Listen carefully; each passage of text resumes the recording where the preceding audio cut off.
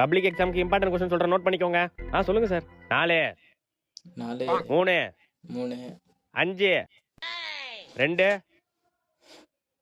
1 1 mark பண்றா. டேய் என்னடா எல்லா क्वेश्चन மார்க் ஆயிருக்கு?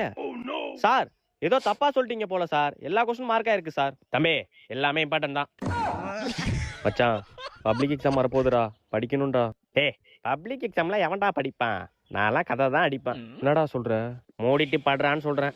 சரி மச்சான். A few minutes later.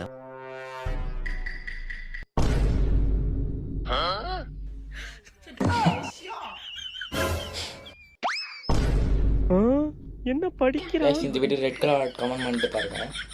மச்சான் நான் படிக்கலடா, சும்மா பேஜ் நம்பர் கவுண்ட் பண்ணிட்டு இருந்தேன்டா. அடங்கப்பா பேஜ் நம்பர் யாரை நம்புறதுன்னே தெரியல. நம்ம படிச்சாதான் உண்டு. டும்.